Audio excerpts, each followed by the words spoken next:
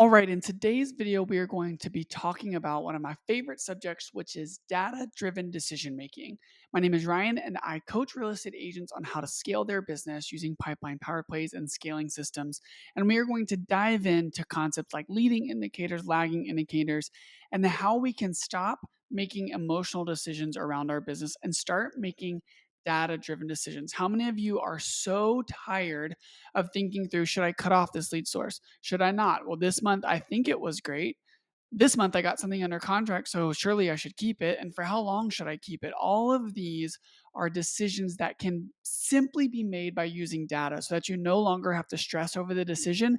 And it's very simple because it comes down to the numbers. If you want a 2x return on your income and your income that you've put in, and you want a 2x return on what you get out, then if you've got a lead source that's not doing that because you're actually tracking your business, then you've got your answer, right? It's very easy, it's very simple, and it is less stressful to implement data driven decisions in our business. So, first, before we can talk about implementing data driven decisions, we have got to understand the concept of leading indicators versus lagging indicators. And so, the definition of these two and kind of separating them as leading indicators help predict future performance, aka a data driven decision, whereas lagging indicators give insight into past incomes.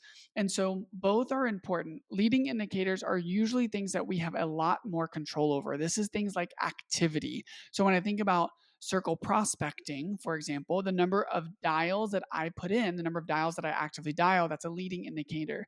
The number of people that answer is a lagging indicator. So I can use lagging indicators to see if something worked or not, but I've got to make sure that I track and am making decisions based off of my leading indicators that I'm willing to put in the first place, right? If I don't track my leading indicators, then I can't make decisions based off of my lagging indicators. If all I know is I got three under contract homes from open houses, but I don't know how many open houses that I've done, then when I'm goal planning, I then have to say, oh, well, my goal is to put 8 homes under contract via open houses, but I don't know how many open houses that is actually going to take if I don't track the leading indicator of how many houses I've held open, right? And so while we oftentimes have more control over leading indicators, we can also create goals around leading indicators that are a lot easier and more efficient for us to achieve than a lagging indicator. If we set our goals for putting 12 homes under contract and I'm not seeing that happen or I don't know where it's coming from, that can be very frustrating and very emotional and very stressful, right? But if I know that it takes me 5,000 dials a month to get there with a certain lead source, then I can set my goals for 5,000 a month. And that is a lot easier to achieve than 24 homes closed in a year without tracking, right? If I know the number of leading indicators that I need to hit, I can now start scratching those off today rather than waiting for a lagging indicator to see if it works, right? I know that it's going to work because I've already tracked my business. And I know that if I hold 10 open houses, one of them is going to give me a lead that's going to go under contract. Okay, well, now I can situate my head on the goal of 10 open houses rather than the goal of one under contract because I can hold 10 open houses in my sleep, right? If I know that that is the activity, I can now hold myself accountable to that activity. It's hard to hold myself accountable to hold as many open houses as possible until I get one lead under contract. Well, that's exhausting because in my head, I'm a bit negative because I'm saying, well, what if it takes 20 open houses? What if it takes 30 open houses? Well, that's exhausting. I don't want to do that. And so I don't do open houses. And therefore, I don't hit my goals, right? But if I can track my business and my lagging indicators and leading indicators to know that all it takes is 10 open houses, well, that's a lot easier to digest than just however many open houses it takes to get to 10 homes under contract, right? And so the first thing you've got to put in place when in terms of implementing, and I'll go through some examples here, is you've got to track your business. You've got to be able to track your lead sources, how much leading indicators you are putting in and how much lagging indicators you are getting out. Meaning, if it's open houses, how many open houses you're doing. If it's prospecting withdrawn or expired, how many calls you're putting in, how many homes you are dialing, right? Circle prospecting, how many dials. Um, if it's online leads, how much money you're spending and how many leads you're getting, right? And then you've got to track that to under contract and close. And so if you need a recommendation on a system or two to actually track your business, I've got another video on the top productivity tools that real estate agents are currently using that you can check out in the description. So let's go through an example here of open houses and the difference between a emotional based decision and a data driven decision. Okay. Let's say that you're an agent and you have held 6 open houses in 6 months. So we'll say 1 house a month over the next 6 months or over the past 6 months. We know, because we've tracked our business, that we averaged 1 hot lead, 1 warm lead, and 2 cold leads per open house. Of all of those leads, 1 has gone under contract. So for 6 open houses, we got 1 lead under contract, right? So now as I'm breaking this math down to figure out, 1, how many open houses do I need to hold in order to hit a specific goal? Or if I'm contemplating, do I even do open houses? What would it look like if I back engineered the math and increased my input of number of open houses that I'm doing? And so in order to do that, let's write down our data-driven metrics, right? Or our data metrics. So we know that the leading indicators, the number of open houses held is 6. The number of leads that we've gotten, hot, warm, cold, and number of under contract, which we've averaged 1 hot lead. So 1 hot lead per open house. If we've had 6 open houses, how many hot leads do we have? Well, we've got 6 hot leads, we've got 6 warm leads, and we've got 12 cold leads, right? 6 times 2 is 12. So the emotional decision after looking at this is, well, if I only got 1 home under contract in 6 months of doing open houses, that's only 2 deals per year. I'm wasting my time. If I have a goal of 24 homes closed in a year, then I don't need to do open houses, because clearly that's not been successful for me. That's without looking at the data, right? That is just simply going based off of lagging indicators of having 2 homes under contract or 2 homes closed, or sorry, 1 home under contract. And if I'm looking over the next year and I say, well, if I want to do this for 12 months, I'm only going to have 2 homes under contract. Well, even though we're looking at the data, that is a very emotional based decision, because you're not breaking it down to a granular level to play around with the numbers to see, hey, what would it look like if I increase my input? Let's just see. Sometimes it won't make sense, and sometimes it will. Sometimes it'll show you that, oh, I don't have the time to do that. Well, now we no longer have to worry about whether or not it would be worth it, because we've got the data, right? I'll go through an example of it not working, right?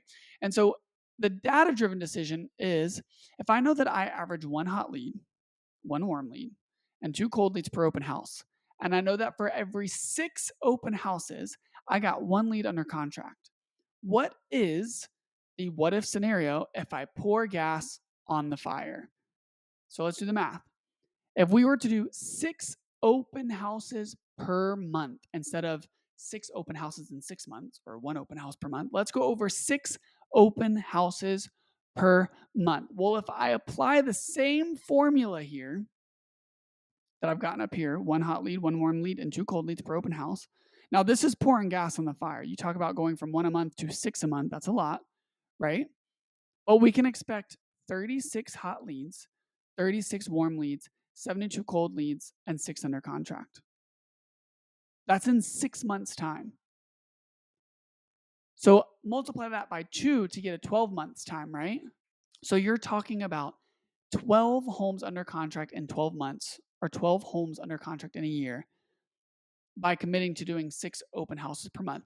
Now you can actually make a data-driven decision and say, is it worth it if I were to get 12 homes under contract in a year, and all I have to do is hold 6 open houses per month? Now, I am not saying, full disclaimer, that you are going to get an average of 1 hot lead every single open house. The more open houses you do, the more accurate your data is going to be. But even if this number is, you got half of a lead, or half of a warm lead, or half of a hot lead, meaning for every 6 open houses, you got 3 hot leads.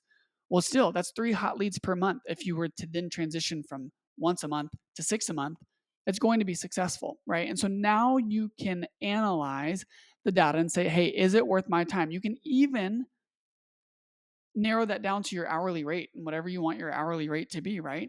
And understanding that if I hold 6 open houses in 1 month, let's say each open house is 2 hours, and I'm going to spend 12 hours a month on open houses, maybe 12 more hours on follow-up. Okay, so you're saying 24 work hours in a month. If I commit to that every single month over a 12-month timeline, then I can expect 12 homes under contract, yeah, I'm willing to do that.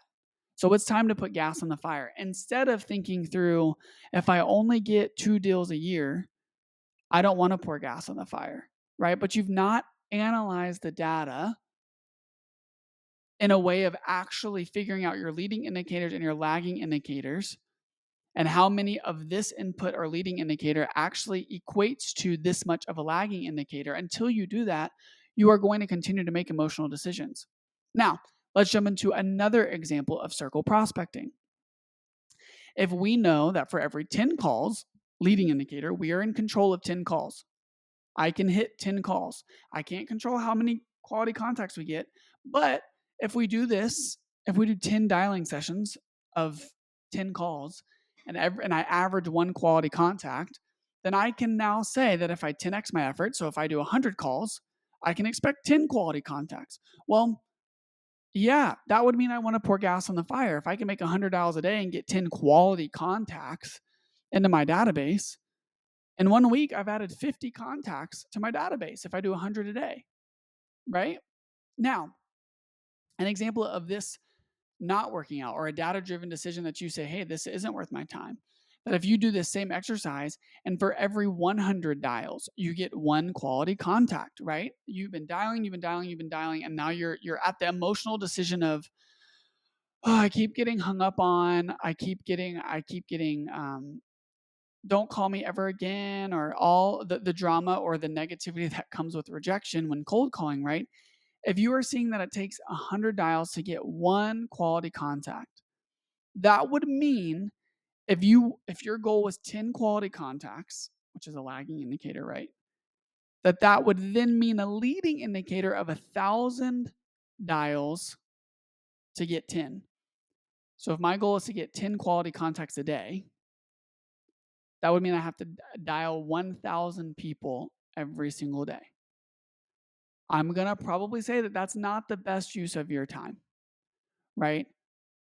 But we now know that because we know that our leading indicator, which is 1,000 dials, is not possible for us.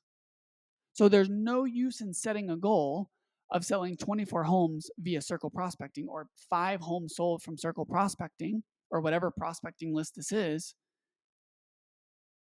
if we know that we have to get a certain number of quality contacts, which means a certain number of dials, but our certain number of dials isn't possible, right?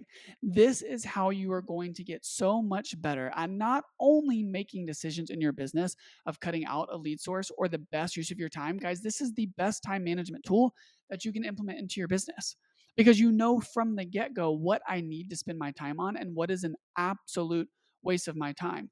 I've seen agents completely cut out lead sources to focus on another lead source that is going to be more productive, simply because they took their lagging indicators, dialed it all the way down to their leading indicators, to then realize that the amount of time that they are going to have to put in order to make that lead source successful is not worth it to them. And they can then scrap that entire lead source that is spending hours and hours and hours per week of their time, to now focus on a lead source where the leading indicators are much more possible to accomplish, which then makes our lagging indicators much more easy to accomplish, right? So I hope that this video was helpful. I hope that you're able to apply leading indicators and lagging indicators and making data-driven decisions into your business. I hope that this was helpful. I hope that you're able to take a few things away from this. If you want more tips and tricks on how to scale your business, check out a few of my other videos. If you want to hop on a call and see how I can actually customize and implement data-driven decisions, leading indicators, lagging indicators, and the systems that come with into your business, there is a link in the description where we can get on a call and I can break down what it looks like for me to customize and implement this into your business.